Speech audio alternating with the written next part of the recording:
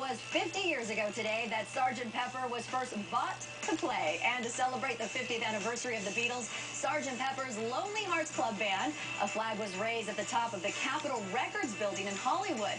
And a massive reissue is out that is expected to debut at #1 in the UK and crack the top 5 here in the US. And now we look back at the album that changed it all. We were all on board because we thought, oh, that's a great idea. What did he say? Well, it's going to be a musical. And if you listen to it, it goes Sgt. Pepper and let me introduce to you the one and only Billy Shears. Yeah. And we go into Little Help. And then we were supposed to like link to another song. But after 2 songs, we thought, let's make a record. 1, 2, 3, 4. And that record made rock into the art form 50 years ago. Sgt. Pepper's Lonely Hearts Club Band started a new phase in the Beatles' career as they embraced a more complex sound. This was a record that took 3 months to produce. An eternity back then. Music journalist Brian Southall chronicles it all in his new book, Sgt. Pepper's Lonely Hearts Club Band, the album, the Beatles, and the world in 1967, and singles out Paul McCartney as Pepper's driving force. The title, the sleeve, most of the music, with John contributing what he thought was relevant. I read the news today, oh boy.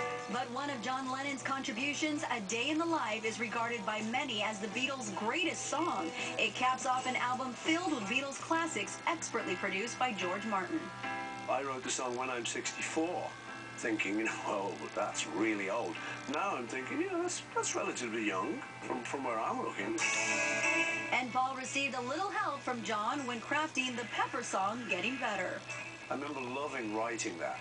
I remember John sitting there, and I was doing it on the piano, getting better all the time. He's going, couldn't get no worse.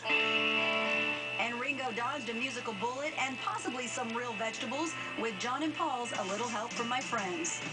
The original word was, what would you do if I sang out a tune? Would you stand up and throw tomatoes at me? And I said, I'm not singing that. But contrary to popular myth, John's Lucy in the Sky with Diamonds wasn't inspired by LSD, but by a drawing his 4-year-old son Julian made of a classmate. And I literally came home with a sort of painting, and said, you know, Dad saw it. He just said, what is that? And I said, that's Lucy. Pepper did have its psychedelic influences, as also evident in the uniforms the Beatles wore, which were perfectly suited to the album concept and the times. How did you end up with the pink suit? I picked it. You did. Everybody sins. Sgt. Pepper won 5 Grammys for 1967, including Album of the Year and Best Album Cover. As for Who's Who on the cover, it featured heroes of the Beatles, such as Mae West, W.C. Fields, Edgar Allan Poe, Fred Astaire, Bob Dylan, Tony Curtis, Marilyn Monroe, Marlon Brando, and Marlene Dietrich. All right, straight ahead, Jamie Lynn Sigler